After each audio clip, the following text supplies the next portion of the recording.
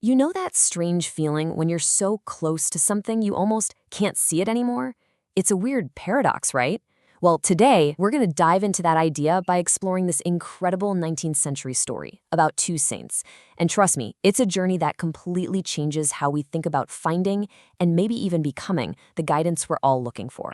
All right, so our whole explainer today comes from this one really powerful chapter. It's basically a recorded conversation between two deeply spiritual women, and it reveals this dramatic shift in how divine communication can actually work. We're going to unpack their story piece by piece to see what it really means to go from just asking for answers to becoming a source of wisdom yourself. So let's start with our first figure, Saint Mechtild. Now, she represents a very clear, very direct model of faith. It's kind of like this. You ask for something specific, and you get a direct response. It's a beautifully simple place for our story to begin. So what was Mechtilda's prayer? Well, it was incredibly focused. She asked for just two things: patience and mildness. That's it.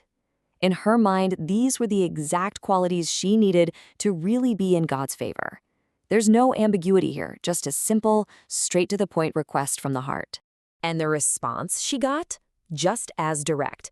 This quote isn't just an answer, it's this complete validation of who she is, a crystal clear yes. So this sets our baseline, right? Simple request, simple answer. But what happens when your spiritual life gets a little more, well, complicated? And that brings us to our second figure, Saint Gertrude. Her story is way more complex.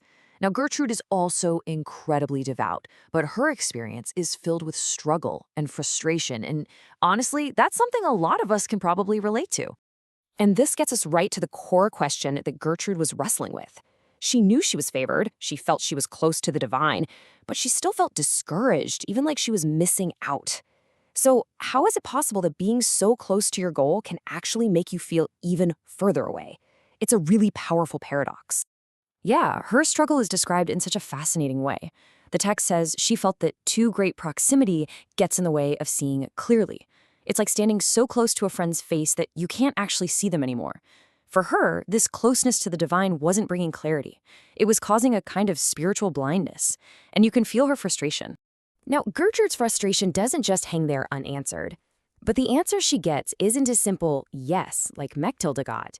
Instead, it's a powerful metaphor, a complete reframing of how her actions are seen.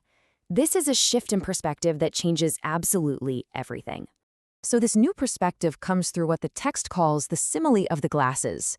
Think of it like a divine lens. It's this beautiful way of understanding how our imperfect, messy efforts can be seen as perfect, not because we're perfect, but because of an act of divine mercy. And this slide just illustrates the idea perfectly. Look over on the left, that scribbly mess. That's supposed to represent our actions as they are, flawed, imperfect. But now, look to the right. When you view that same action through these metaphorical glasses of mercy, it becomes clearer and beautiful. The action itself didn't change, but all its imperfections are kind of erased, making it pleasing. But this whole metaphor of the glasses, that's just the beginning. It's what paves the way for a much deeper revelation, one that completely transforms Gertrude's role from someone who's just seeking guidance into something else entirely. This is really the climax of her story. Okay, so this is the crucial point, this big shift. The old way, the way Mechtilda experienced, was all about direct answers to specific questions. But the new way that's promised to Gertrude is totally different. It's guidance through inspired lights, this intuitive understanding that's almost impossible to even put into words. It's a huge move from getting external direction to having internal wisdom. And here it is. This is the line that defines the entire transformation. I have chosen you as the repository of my treasures. Whoa! She's not just asking for things anymore. She is now a keeper, a living storehouse for divine wisdom. I mean, that's an immense shift in her whole identity. So what does it even mean to be this repository? Well, imagine becoming a living library of grace, a source where other people can come and find what they need. The dynamic has completely flipped. She's not the student asking all the questions anymore. She's now a trusted partner. The answers aren't just out there for her to find.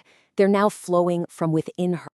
So what's the outcome of all this? How does this profound revelation actually change Gertrude's day-to-day life? The result is a complete transformation.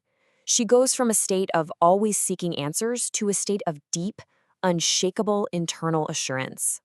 The practical effect was immediate and total.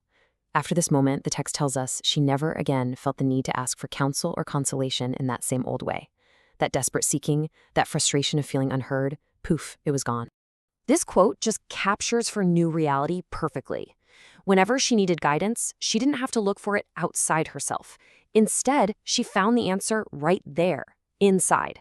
Her heart was filled with the necessary light, this immediate, certain inspiration about what to do or say. She could trust herself because she was now a vessel for that wisdom. So let's just recap her whole journey. It's a really clear 3-step transformation. First, she starts by actively seeking counsel, just like Mantelen did. Then she receives this profound revelation, a whole new framework for grace. And finally, she lands in the state of assurance, where she possesses that inner light and completely trusts it. And that really leaves us with a final thought to mull over.